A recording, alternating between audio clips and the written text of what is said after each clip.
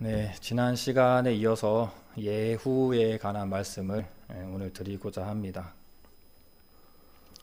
최근에 다들 이렇게 코로나라고 하는 이 질병을 통해서 삶의 여러 가지 생활 패턴들이 많이 바뀐 줄 압니다.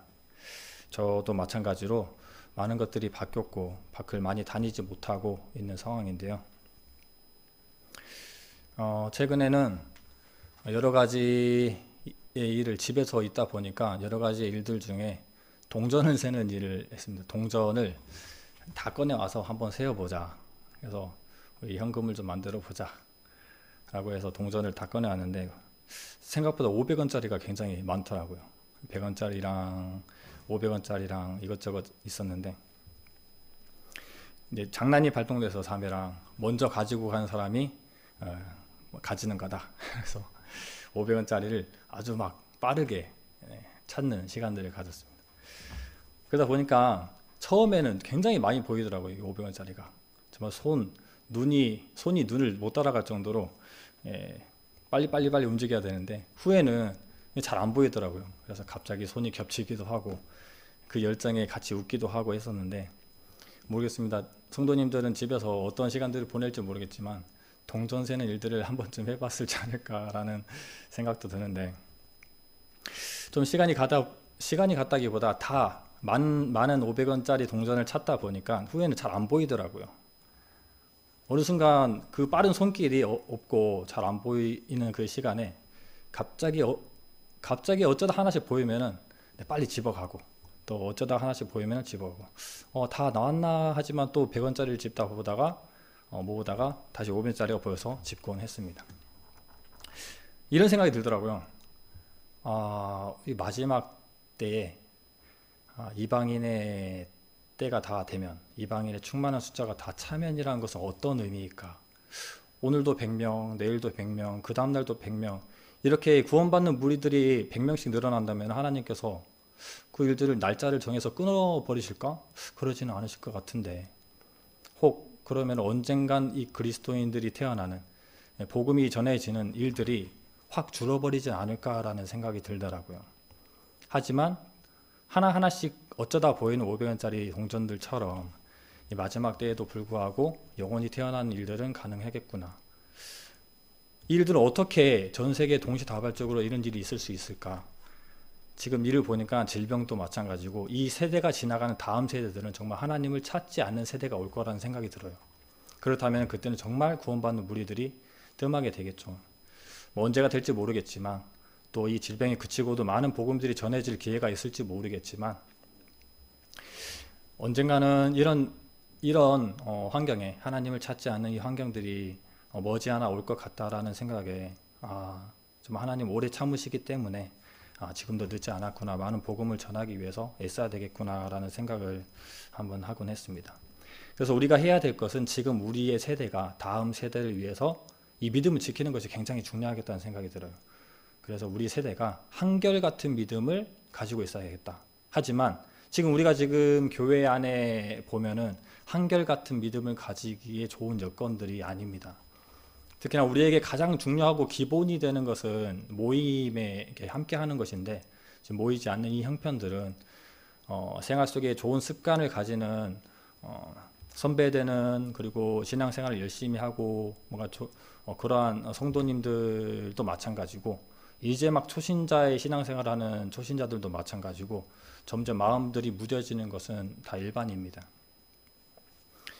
하지만 초신자들에게는 더 치명적이겠죠. 엊그저께 서울에 있는 제 친구, 지금 말기암 환자의 친구에게 연락을 해봤습니다. 연락할 때마다 굉장히 걱정이 돼요. 연락이 오지 않으면은 이제 굉장히 몸이 힘든 상태인가라는 걱정도 되는데 문자를 해보니까 그 교회도 온라인 예배를 드리고 있다고 하더라고요. 그래서 본인이 어떠한 신앙생활을 해야 되는지 어떻게 하는 것이 맞는 것인지 모르겠다고 굉장히 좀 힘들어하는 이야기를 들었습니다. 이제 막 시작하려고 하는 열정이 많은 이 초신자의 입장에서도 모이지 않는 이 기본적인 것들이 이루어지지 않기 때문에 굉장한 어려움을 겪는 것들을 보면서 정말 모임이 중요하구나. 그리고 이 시간에 우리는 이제 온라인 예배를 하고 있지만 또 많은 교회들이 이렇게 하고 있지만 그전에는 온라인 예배를 하지 않는 교회들도 많이 있었잖아요. 그런 교회들이 모임을 강조하고 집요하게 지켜내는 것들이 이해가 되기도 했습니다. 여하튼 제가 오늘 드리고 싶은 말씀은 한결같은 믿음을 지켜야 되겠다라는 이 전제하에 이 말씀을 좀 시작하고자 합니다. 제가 그동안에 하은이를 이제 키우면서 하나님과 나 사이에 정말 아버지 된 하나님과 자식 된 나 사이의 관계를 많이 생각을 했거든요. 그래서 주님께서는 이런 마음이겠다. 주님께서 아버지 같은 주님께서는 이런 마음이겠다라는 것에 대해서 많은 공감을 가지고 하나님의 마음을 조금이나마 좀 이해하는 내용들을 많이 전달을 드렸는데 오늘은 아버지와 자식의 관계가 아니라 부부 관계의 하나님, 신랑 되시는 주님에 관해서 한번 그런 시각으로 접근을 해보려고 합니다. 자, 지난 시간에 예후의 개혁을 다 못 전했어요. 예후가 왕으로 임명된 것까지 말씀을 드렸습니다. 그래서 오늘은 예후가 왕이 되고 기름을 받은 이후에 실천하는 이야기를 전달해 드리겠습니다. 네. 그래서 지난 시간에 저희가 가볍게 복습을 해보자면 문둥병자들의 정찰 임무, 그런 기쁜 소식을 전하고자 하는 파수꾼의 사명으로 이스라엘이 기근으로부터 구원을 받게 되는 스토리와 지금의 이스라엘의 베두인 그리고 자폐 군대의 이야기를 통해서 우리는 주님의 군사로서 아무도 쓸모없는 사람이 없다는 것을 말씀을 드렸습니다. 그래서 그것을 우리에게 적용해서 군사로서의 사명을 가지고 하나님의 일에 참여하고 그 파수꾼의 사명으로 복음 전파에 힘써야 한다는 내용들을 말씀드렸습니다. 그리고 예후의 등장을 말씀드렸는데요. 성경 말씀 열왕기하 8장 29절 말씀을 함께 보겠습니다. 열왕기하 8장 29절 읽어보겠습니다. 요람 왕이 아람 왕 하사엘과 싸울 때 라마에서 아람 사람에게 맞아 상한 것을 치료하려 하여 이스라엘로 돌아왔더라. 아합의 아들 요람이 병이 있으므로 유다 왕 요람의 아들 아하시아가 이스라엘에 내려가서 방문하였더라.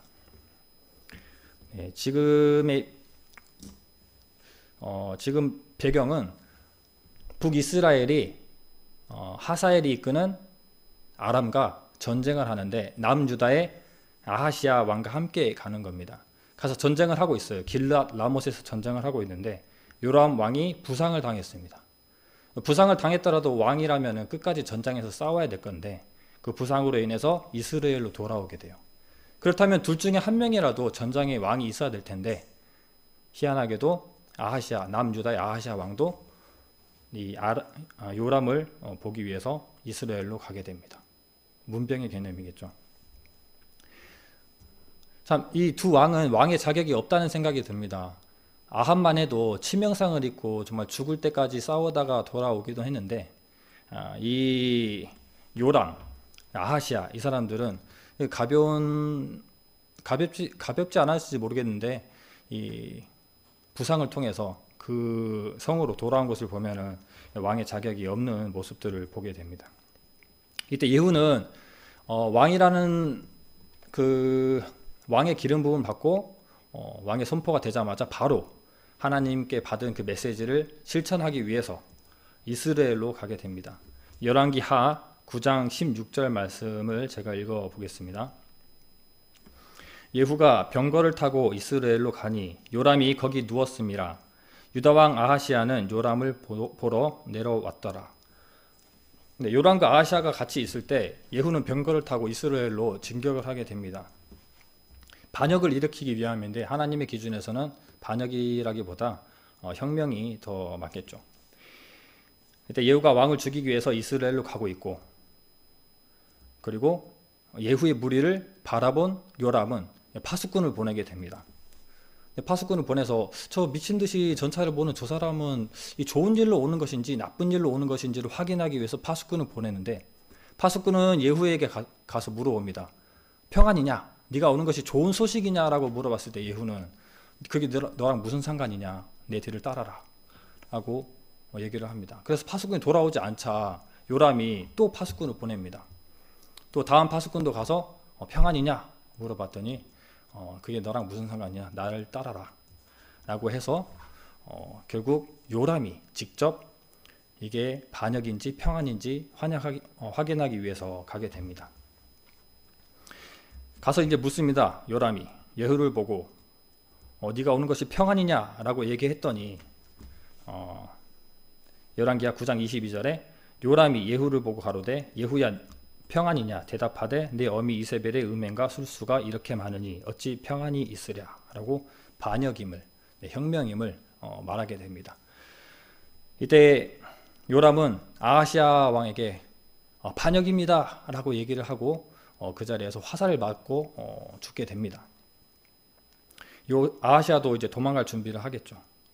요람은 그 병거를 타고 오는 길에 나봇의 포도원에서 죽게 됩니다. 그리고 그 시체를 나봇의 포도원에 처리를 하게 되죠. 이것은 그의 아합이 저지른 죄에 대한 대가를 그가 이렇게 치른 거죠.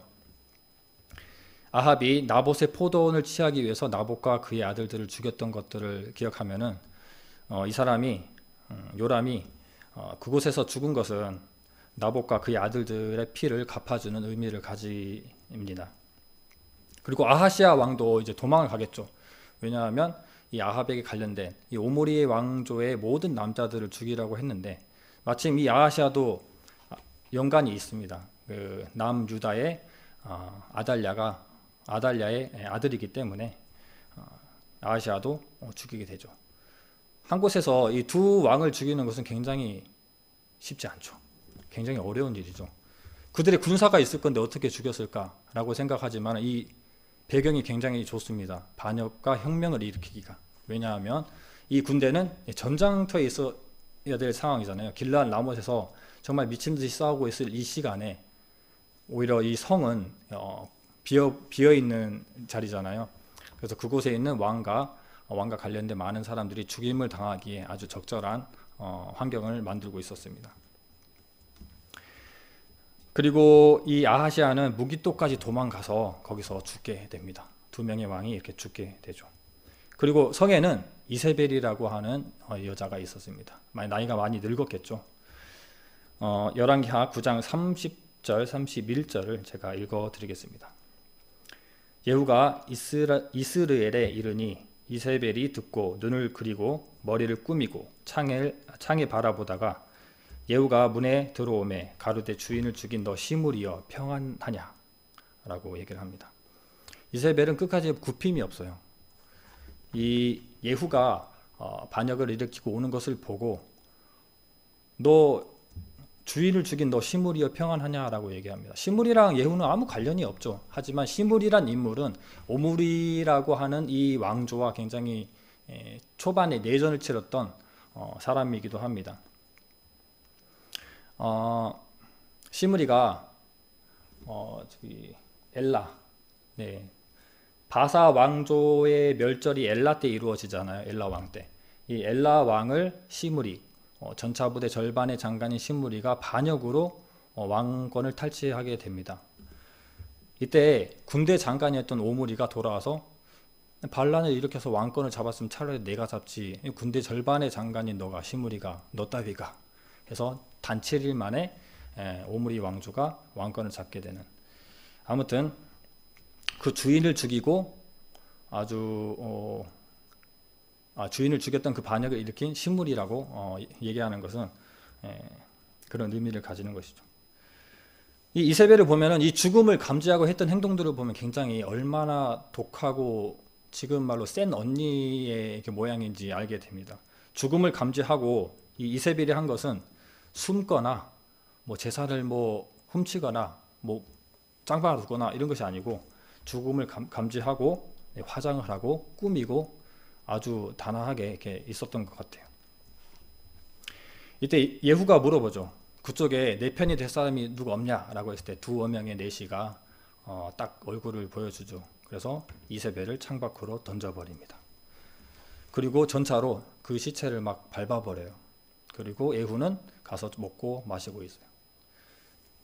근데 이제 예후가 생각하기에 아무리 그래도 이세벨이라고 하는 사람은 왕의 딸인데 장사는 지내줘야지 하고 나가봤더니 굉장히 충격적이게도 두개골과 손발밖에 남지 않았습니다. 그 이유는 개들이 다 먹어버린 거죠. 이것은 말씀의 실현입니다. 열왕기 상 21장 23절에 보면 엘리야가 말하기를 하나님의 말씀을 전달합니다. 여호와께서 말씀하여 가라사대 개들이 이스라엘 성 곁에서 이세벨을 먹을지라 라고 한 예언이 이렇게 성취가 된 것이죠. 이 예후의 개혁에서 굉장히 중요한 죽음이 바로 이세벨의 죽음이지 않나 싶어요. 이세벨이라고 하는 음란의 여인, 우상의 영이 들어온 것은 이 북이스라엘과 남유다를 화친하는 방법이 됐고, 그리고 이들의 넘어지게 하는 요인이 되었습니다. 이세벨이라고 하는 이름은 여기뿐만이 아니라 계시록에도 등장을 합니다. 요한계시록 2장 20절에서 23절 말씀에 보면 이세벨이 등장하는데요. 제가 읽어보겠습니다. 그러나 내게 책망할 일이 있노라. 자칭 선지자라 하는 여자 이세벨을 내가 용납함이니 그가 내 종들을 가르쳐 깨어 행음하게 하고 우상의 제물을 먹게 하는도다. 또 내가 그에게 회개할 기회를 주었으되 그 음행을 회개하고자 아니하는도다. 볼지어다 내가 그를 침상에 던질 터이요 또 그로 더불어 가늠한 자들도 만일 그 행위를 회개치 아니하면 큰 환난 가운데 던지고 또 내가 사망으로 그 자녀를 죽이리니 모든 교회가 나는 사람의 뜻과 마음을 살피는 자인 줄 알지라.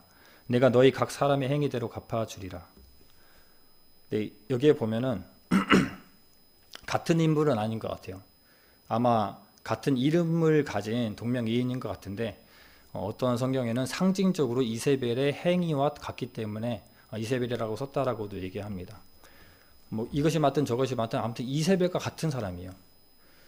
이 행동을 보니까 자칭 선지자라고 하면서 교회 안으로 들어온 겁니다. 이것은 두아디라 교회의 책망과 칭찬의 내용에 들어가 있는 내용인데 두아디라는 칭찬을 후에는 칭찬을 받은 게 교회입니다. 이 교회를 보면은 상업이 발달되어 있는 이 환경 속에서 조합들이 발달이 되어 있는데 성경에 보면은 빌립보에서 회심한 루디아라고 하는 인물이 이 자색 옷감 장사로 루아디라인가요? 루아디라 출신이죠. 이것을 봤을 때 상업이 발달된 이곳에서 자칭 선지자라고 하는 이 사람이 들어와서 행음하게 하고 그리고 우상의 제물을 먹게 하는 좋지 않은 이 풍습을 만들어냈습니다. 교회 안에. 때문에 이 많은 장사꾼들은 이 조합에 연결되어 있기 때문에 그 우상의 제물을 먹는 것을 함께 했어야 됐고 혹 그 우상의 제물을 함께 하지 않았을 때에는 조합에서도 멀어지고 그러다 보면 상업적으로 좋은 장사를 하지 못하는 그런 형편이 되었겠죠. 아무튼 이세벨을 쫓아내지도 못하고 어떻게 하지도 못하고 있는 이 상황 가운데 이세벨의 모습들을 보면은 이세벨도 회개치 아니하고 그리고 그에 연관된 많은 사람들도 이렇게 돌아서지 않는 모습들을 보여줍니다.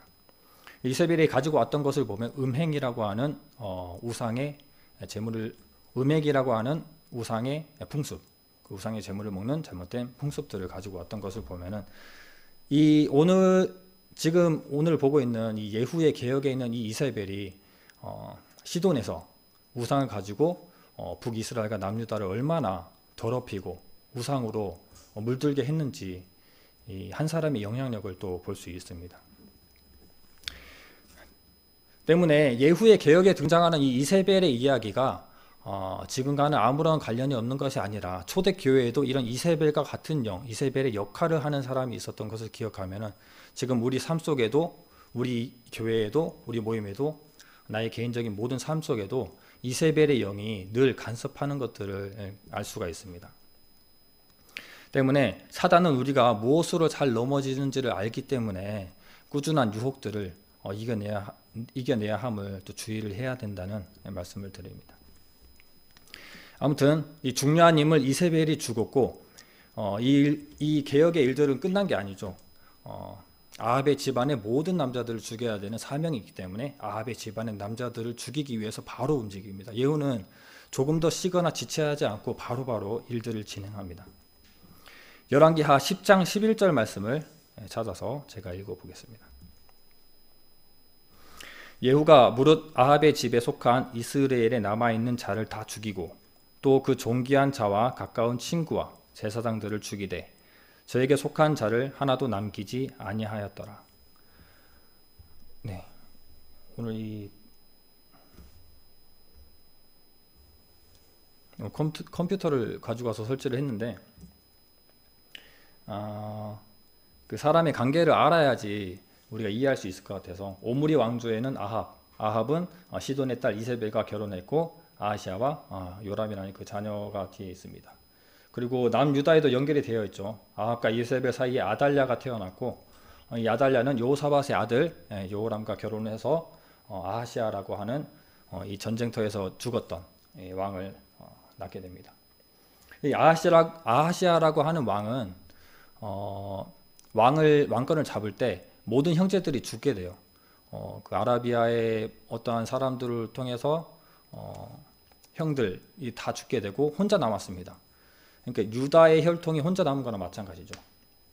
그리고 옆에 있는 여호세바라고 하는 인물은 그의 누이가 됩니다.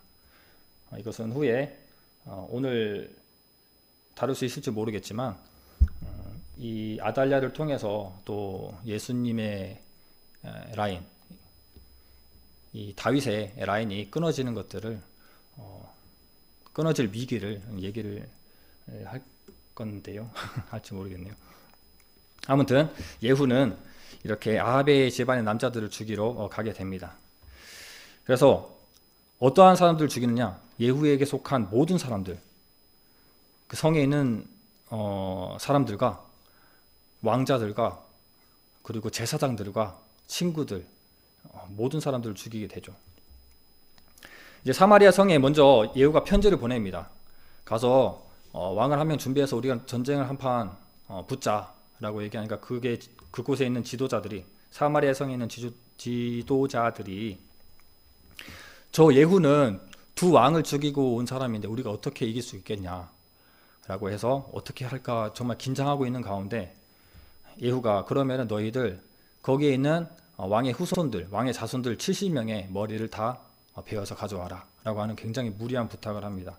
하지만 이 지도자들은 오히려 그것이 나을 것 같아서 그 일을 선택을 하죠. 그래서 70명의 아합의 자손들의 머리를 베어서 바구니에 담아가지고 굉장히 좀 무서운 모습이죠. 예후에게 갖다 주게 되는. 하지만 그곳에 있는 모든 남자들이 성의 지도자와 신하들과 제사장들과 친구까지 모두 죽임을 당하게 됩니다. 이 모습을 보면은 어떻게 그 자손들 중에 선한 사람이 없었을까? 그 제사장 중에, 그 지도자 중에, 그의 친구들 중에 선한 사람이 없었을까? 어떻게 다 어이없이 다 죽임을 당할까라는 의문이 들기도 하죠. 이것은 초반에 이 열왕 왕정 시대 초반에 여로보암의 그 아들들, 여로보암의 다음 세대들, 여로보암의 왕조가 멸절될 때 이러한 내용에 대해서 비슷한 내용들이 나옵니다. 비슷한 언급을 제가 했었죠. 여로보암이 죄를 통해서 그 다음 세대에 대가 끊어지고 멸절될 것을 예언했었는데 그의 여로보암의 아들 중에는 선한 사람이 있었습니다. 바로 남유다의 왕과 이름이 똑같았던 아비야라고 하는 사람이 있었죠.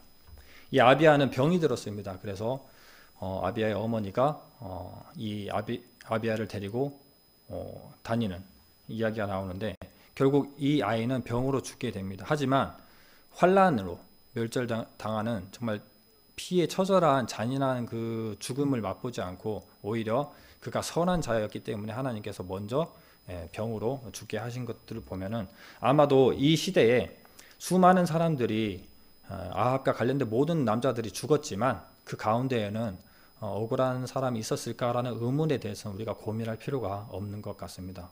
오히려 하나님께서는 다 적절히 행하셨을 줄 압니다. 그리고 이 남자들이 다 이렇게 죽었죠. 그것을 얘기 안 했군요. 예후가 이 사마리아로 갈 때 한 무리를 만납니다. 성경 말씀 열왕기하 10장 13절 말씀입니다. 유다왕 아하시아의 형제들을 만나 묻되 너희는 누구냐? 대답하되 우리는 아하시아의 형제라.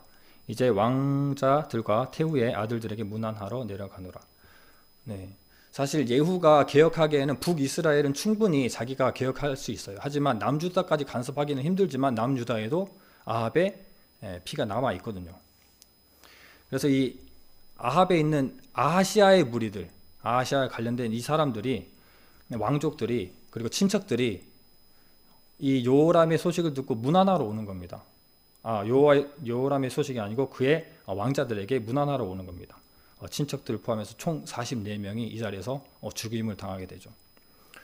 이 개혁을 하는데 하나님께서 이 많은 것들을, 환경을 만들어 주시는 것들을 봐요. 그래서 남유다까지 굳이 가지 않아도 이세벨의 영, 아합의 피, 이런 것들이 섞여 있는 모든 사람들이 아주 철저하게 죽임을 당하는 이런 형편의 모양들을 보게 됩니다. 이렇게 해서 아합에 관련된 모든 남자들이 죽임을 당하게 됩니다. 예후는 개혁을 굉장히 철저히 했죠. 하지만 한 가지의 개혁이 남았어요. 종교 개혁을 해야 됩니다. 이제는 남자들을 다 죽였지만 이제는 바알의 신앙에 속해 있는 바알의 숭배자들과 바알의 단을 헐어야 되는 그런 종교 개혁이 남아 있습니다. 열왕기하 10장 15절 말씀을 찾아서 읽어보겠습니다.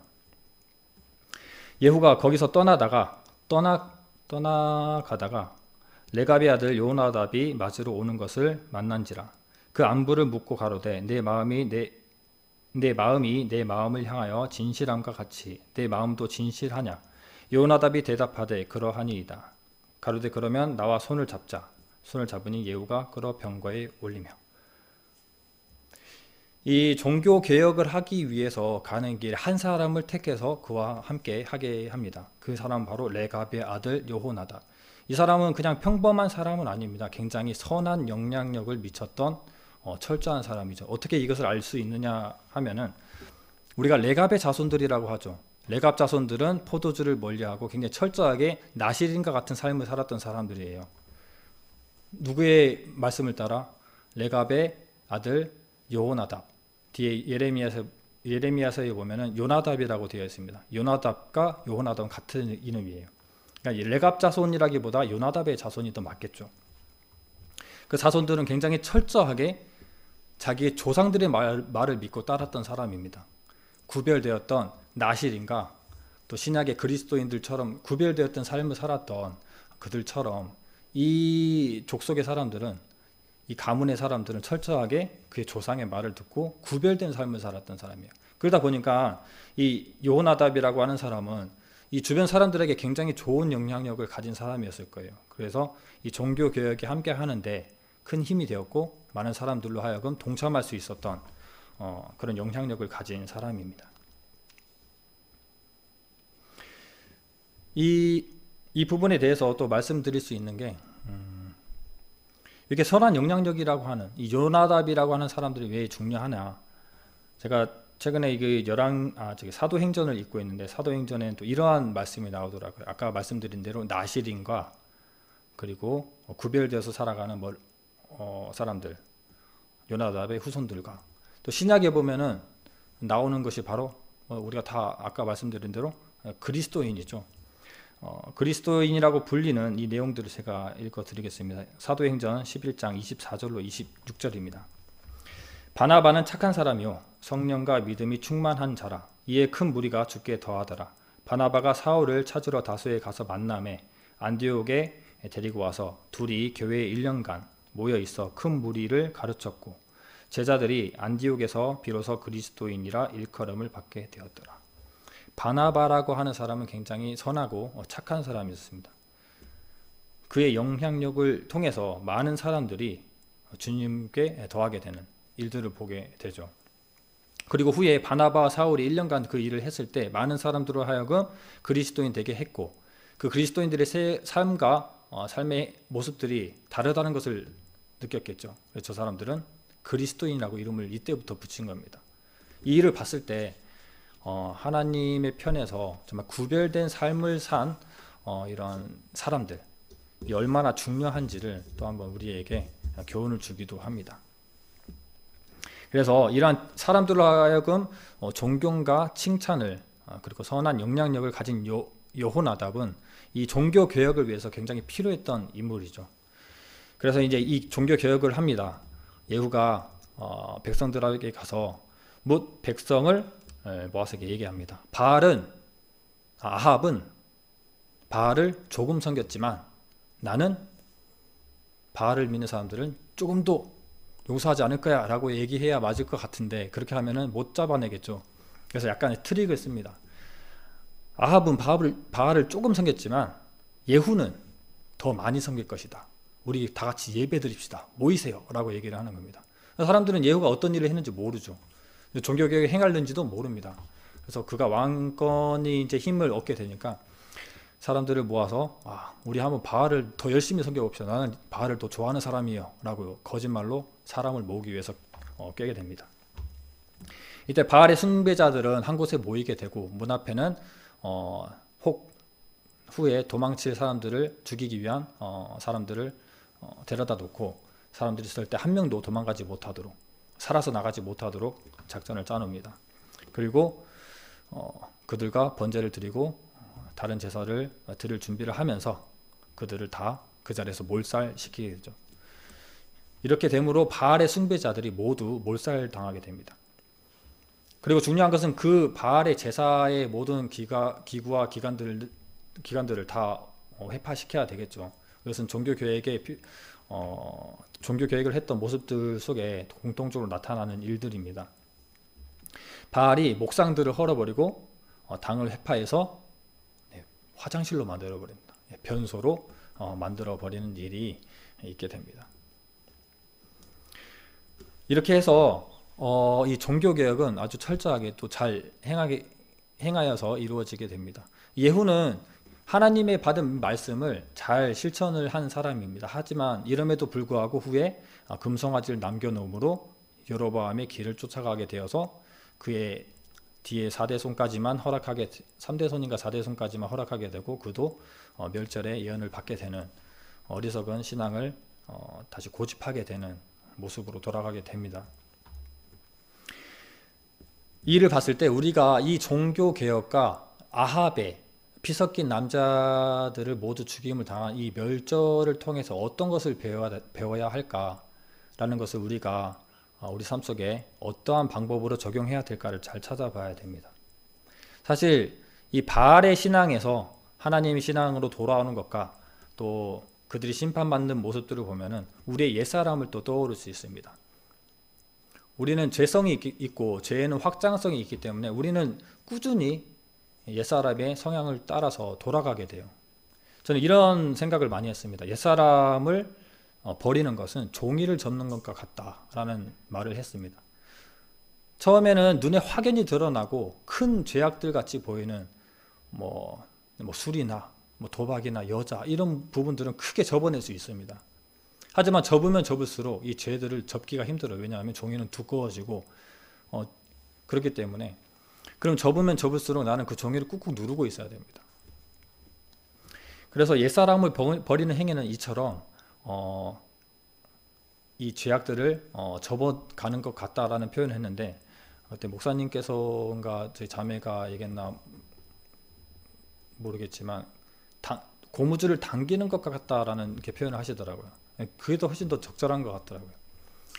우리 신앙은 옛사람으로 돌아가고자 하는 이 죄성도 있고 그렇기 때문에 우리 고무줄을 당겨서 멀어지는 것 같다. 하지만 혹 내가 자칫 넘어지거나 뒤를 돌아보거나 또 옛사람을 떠오르거나 힘을 잃었을 때는 금방이고 그 사람으로 그 옛 모습으로 돌아가는 것들을 보게 됩니다. 그렇기 때문에 우리는 이 개혁들을 굉장히 철저하게 좀 단칼에 베어내야 할 필요성이 있는 거예요. 하지만 이 회개라는 것은 완전히 돌아서는 겁니다. 우리가 줄을 당겨서 힘들게 버티고 있는 것이 아니라 그 종이를 접어서 꾹 힘들게 누르고 있는 것이 아니고 종이도 그냥 접는 것이 아니고 잘라내는 것이고, 고무줄도 당기고 버티고 있는 것이 아니고 돌아서서 그냥 가는 겁니다. 그게 바로 정말 죄에서 해방되는, 정말 진정한 해방되는 것이라고 말씀드릴 수 있습니다. 하지만 이런 일들이 실제로 적용해 보자면 쉽지가 않죠. 때문에 우리는 죄와 옛 모습과 여전히 싸워야 하는 이런 개혁들을 마음 가운데서 많이 이루어내야 됩니다. 그 개혁들은 하나씩 자르는 것이 아니고 철저하게 단칼에 많은 것들을 한 번에 잘라내어 버려야 우리에게 변화된 모습도 있고 그 선한 영향력으로 하나님의 사명을 감당할 수 있는 일들이 이루어지게 되는 거죠. 그래서 오므리 집안의 멸절의 개혁은 바알 신앙의 심판입니다. 우상을 쫓는 자들에 대한 심판이에요. 이 메시지가 굉장히 크다고 생각됩니다. 오직 하나님만 바라보고 가야 할 백성들이 바알을 보고 그의 신앙을 따랐다는 것은 엄청난 악행이죠. 제가 서두에 말씀드렸지만 하나님과 나의 관계가 아버지와 자식의 관계의 개념을 오늘은 떠나서 부부관계라고 말씀을 드린 것은 이 바알이라고 한 이 단어가 바로 히브리어로 남편을 얘기하고 있습니다. 사실 바알은 풍요의 신이고 풍요의 신이기 때문에 비를 내려주는 비의 신이고 바람의 신이고 천둥의 신이고 여러 가지의 신의 역할을 합니다. 왜냐하면 농경에 잘 돼야 그들이 잘 먹고 잘 살기 때문에 그들에게 가장 큰 욕심은 잘 먹고 잘 사는 농사가 잘 되는 거예요. 그래서 풍요의 신 바알은 주인으로도 해석되지만 지금 현대 히브리어로 해도 바알이라고 하면 남편을 얘기합니다. 그래서 이 바알이라고 하는 것은 남자신, 주인이지만 남편을 하기도 하죠. 이것을 호세아서에는 이렇게 말씀합니다. 여호와께서 이르시되 그 날에 내가 나를 내 남편이라 일컫고 다시는 내 바알이라 일컫지 아니하리라. 이 호세아서를 보면은 우상에게 떠나버리는 신부되는 이 백성들이 바람 피워서 세상을 바라보게 되는, 그 바알을 쫓아가게 되는 이 신앙을 살아가는 것에 대해서 하나님이 느끼는 심정을 호세아에게 느끼게끔 하는 그러한 선지서인데요. 후에 호세아에 관해서 다룰 일이 있겠지만 오늘 가볍게 한번 호세아를 한번 찾아보려고 합니다. 호세아 1장 3절 말씀을 한번 찾아보겠습니다. 호세아 1장 3절 말씀. 제가 읽어보겠습니다. 여호와께서 호세아에게 이르시되 너는 가서 음란한 아내를 취하여 음란한 자식들을 낳으라. 이 나라가 여호와를 따라 크게 행음함이니라. 하나님의 거룩한 선지자, 기름 부음을 받고 정말 거룩하게 구별되어 있는 메신저 역할을 하는 이 선지자가 하나님께서 명하기를 음란한 아내를 취하라고 얘기합니다. 그냥 이해가 안 되는 모습이죠. 음란한 아내를 취해서 자식들을 낳는데 자식들도 음란한 자식들을 낳으라고 얘기를 하죠. 그래서 이 자식들의 이름을 보면은 첫째 아들 이스라엘, 이것은 오늘 그 이스라엘의 심판이 있었던 것처럼 이스라엘은 흩으시다, 폐하시다, 다가올 심판에 대한 표징에 관한 이름을 주게 됩니다. 그리고 그 둘째는 딸입니다. 로루하마, 국률이 여김을 받지 못한다. 셋째 아들 로암미, 내 백성이 아니다. 로가 들어가면은 아니다라는 말이에요. 그러니까 루하마, 국률이 여김을 받지 못한다. 로암미라고 하는 내 백성이 아니다라는 말이죠. 이렇게 음란한 여인을 취해 가지고 음란한 자식들의 이름, 저주스러운 이름들을 가지게 됩니다. 왜 이러한 삶을 살게 했느냐? 호세아를 통해서 하나님의 심정을 백성들에게 알려주고 싶은 거예요. 너희들은 바람났고 창녀 같은 세상을 바라보는 신랑을 떠난 신부들이다 라는 것을 느끼게 하는 거죠. 신부되는 이스라엘은 왜 이렇게 되었을까요? 호세아서에서 아주 정확하게 얘기를 해주고 있습니다. 호세아 4장 6절에 보면은 제가 읽어보겠습니다. 내 백성이 지식이 없으므로 망하는도다. 내가 지식을 버렸으니 나도 너를 버려 내 제사장이 되지 못하게 할 것이요. 내가 내 하나님의 율법을 잊었으니 나도 내 자녀들을 잊어버리리라. 신부의 역할을 제대로 하지 못한 이스라엘은 왜 이렇게 되었냐면은 하나님을 아는 지식이 없었기 때문입니다. 이 지식이 없었기 때문에 망하게 된 거예요. 또한 그 뒤에 말씀을 또 읽어보겠습니다. 그러면은 어떻게 하면 되냐? 어떻게 해야 하나님의 지식을 가질 수 있고 어떻게 해야 신부로서의 올바른 진정한 신부의 모습이 될 수 있는 것이냐 라고 하는 해답도 호세아에서 주고 있습니다. 호세아 6장 3절입니다. 제가 읽겠습니다. 그러므로 우리가 여호와를 알자. 힘써 여호와를 알자. 그의 나오심은 새벽 빛같이 일정하니 비와 같이 땅을 적시는 늦은 비와 같이 우리에게 임하시리라 하니라. 돌아가는 방법은 아주 간단합니다. 여호와를 아는 거예요. 그것도 힘써 아는 겁니다. 여기 이 구절에서 나온 것처럼 굳이 땅을 적시는 비라는 언급을 하신 것은 농경의 신 바알, 물론 다른 의미도 가지겠지만 농경의 신 바알을, 농경의 신인 바알이 비를 내려준다고 믿고 있는 그 바알이 진짜 남편이 아니고 진짜 신이 아니고 내가 정말 신이다 하는 것을 또 말하기 위함이겠죠. 돌아가는 방법은 여호와를 아는 거예요. 여호와를 아는 것과 내가 신부되는 것과 정말 진정한 신부되는 것과 무슨 관련이 있느냐. 요한 1서 4장 16절에는 이렇게 말하고 있습니다. 하나님이 우리를 사랑하시는 사랑을 우리가 알고 믿었노니. 결국 여호와를 알기 위해서 말씀의 묵상과 하나님의 것들을 많이 배우다 보면 알게 되는 것은 바로 하나님이 우리를 사랑하시고 있다는 것을 알게 되는 거예요. 그럼으로써 우리가 어떠한 삶의 모습, 어떠한 신부의 모습으로 있어야 그 사랑에 대해서 대응하는 것인지, 그리고 우리의 사랑을 표현하는 것인지를 알 수 있다는 것이죠. 그래서 개념을 좀 바꿀 필요가 있는 것 같아요. 최근 들어서 이 시대가 마지막 때로 굉장히 많이 가고 있다라는 생각들을 많이 했습니다. 그렇기 때문에 회복해야 된다라는 개념들이 굉장히 당연스러운 거지만 어떻게 보면은 좀 아쉬운 내용일 수도 있을 것 같아요. 세상에서 여태까지 바람 피우고 창녀 같은 삶을 살고 있다가 주님께서 오신다고 하니까 이제서야 나 이제 됐어, 나 이제 우리 진짜 남편 오니까 가봐야 돼, 이제 정리하고 신부 단장을 좀 해야 돼 라고 하면 그나마 다행이지만, 이 모습을 보면 내가 정말 신랑이라면 이런 신부는 받아주고 싶지가 않을 것 같은 느낌이 들어요. 하지만 하나님께서는 그래도 호세아서 끝장에 보면은 그래도 돌아오라고 예언하십니다.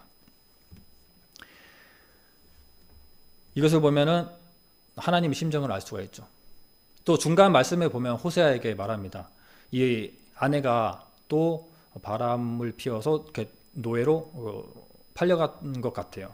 그랬더니 하나님께서 팔려간 아내를 다시 찾아오라고 얘기를 합니다. 자식을 낳고 가정을 꾸리고 있는 그 아내가 또 다른 삶을 살았을 때, 다른 남자와의 삶을 살았을 때 그 아내를 다시 데리고 오고 싶은 마음이 호세아에게는 있었을까요? 하지만 하나님의 명령으로 다시금 용서하고 다시 돌아올 수 있게 또 그 일들을 지불하고 오게 됩니다. 이 일들을 봤을 때 이 호세아가 느끼는 이 정말 어이없는 일들을 하나님께서는 늘 겪고 계시는 것이죠.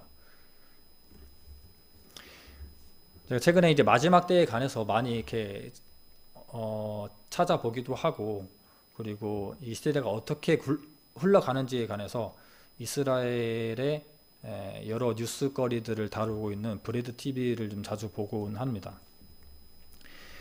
그래서 이 마지막 때에 관한 말씀을 좀 보면은 제가 말씀드렸던 내용들을 정리해 보자면, 이 마지막 때에 이스라엘에 있을 일들은 중동의 평화안들이 매번 실패가 되고 있지만은 계속 언급이 되고 있고, 중동의 평화, 그들에게 평화가 왔을 때는 그때는 정말 많은 일들이 마지막 때를 향해서 진행될 것이라는 것을 알고 있습니다. 제3의 성전이 모든 준비가 끝이 났고, 그리고 이 준비가 이란 중동의 평화, 팔레스타인과의 모든 평화들이 정리가 되면은 성전들이 지어질 일들이 시작되겠죠. 하지만 이 평화안들은 한 번에 모든 나라를 다 이루지 못할 겁니다. 하지만 지금 서서히 한 나라씩 이루어가는 것들을 보거든요. 이미 이전에 이집트와 요르단과는 관계가 정상화로 돌아갔습니다. 하지만 최근에 한 2, 3주 전에 최초로 걸프전 국가인 아랍에미레이트와 이스라엘이 관계 정상화를 이뤘습니다. 그래서 굉장히 중동에서는 정말 화가 많이 난 상태죠. 대신에 이제 가자지구의 합병권에 대해서는 포기한 상태인데, 땅을 포기하는 것도 나름의 의미를 가지는 것 같아요.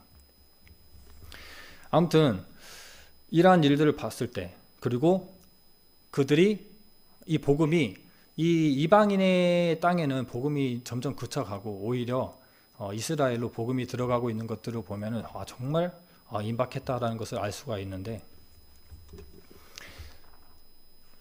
전에 말씀드렸듯이 텔아비브는 이스라엘의 이제 수도의 역할을, 중심지 역할을 하고 있습니다. 그곳에 보면은 굉장히 발달된 문화 때문에 이 이스라엘의 다음 세대들이, 젊은 사람들이 굉장히 좀 타락한 삶을 살고 있다고 이렇게 뉴스를 봤습니다. 근데 그들이 얼마나 타락했느냐라고 했을 때, 마약을 하고 또 마약에 그 돈을 마련하기 위해서 몸을 또 파는 매춘의 일들을 하고, 이런 일들이 반복되다 보니까는 오직 하나님만 주장하고 하나님만 섬기는 이 백성들이 점점 무너져 가는 것이죠. 하지만 그 무너짐으로 인해서 죄를, 자기는 죄로 무너질 수밖에 없는 사람이고 회복될 수 없는 사람이라는 것을 인정하는 그들을 예수님을 만나게 해주는 거예요. 그렇기 때문에 그들에게 오히려 복음이 들어가기에는 좋은 조건이 되어 간다라는 것이죠. 점점점 메시아닉주의가 늘어나고, 또 메시아닉의 뉴스가 또 채널도 생기게 되고, 또 찬양도 많이 이렇게 유튜브에 나오게 되고, 이 메시아닉주라는 것은 유대인이지만 예수님을 믿는 유대인들입니다. 이 사람의 수가 늘어나고 활동 범위가 커진다는 것은 정말 이 마지막 때에 이 복음이 이스라엘로 들어가는 이 모습들을 보여주고 있어요. 제가 간략하게 말씀드렸지만 뭔가 임박하고 긴장이 되잖아요. 이제는 돌아가야 된다. 이제는 정말 주님을 향해서 살아야 되겠다라고 생각이 들잖아요. 저도 매번 그런 생각이 듭니다. 하지만 일이 약간씩 더뎌질 때는 이 마음들이 좀 사그라들더라고요. 이 종말론자들의 신앙이라고 할 수 있기도 한데, 이 종말론자들의 신앙은 우리에게 필요한 신앙이기도 하지만 종말의 때가 더디어 온다거나 했을 때 나의 마음들은 식을 수 있는 그런 위험이 있습니다. 때문에 종말의 때가 임박했다고 하나님을 찾는 것은 종과 주인의 관계 속에, 또 아버지가 혼날까 하는 탕자의 아들의 모습과 좀 비슷하다고 얘기할 수 있지만, 오늘 말씀드린 이 개념으로는 우리가 신랑 대신 주님을 맞이하는 신부의 자세로는 오히려 지금 언제나 한결같이 예수님의, 또 주님의 그 사랑을 사랑 안에 있어야 된다는 것을 말씀드리고 싶어요. 때문에 이 우리의 세대가 다음 세대에게 되물려줘야 되는 것은 바로 이 흔들리지 않는 한결같은 신앙입니다. 우리가 흔들려 버리고 우리가 무너지면 다음 세대는 정말 없겠죠.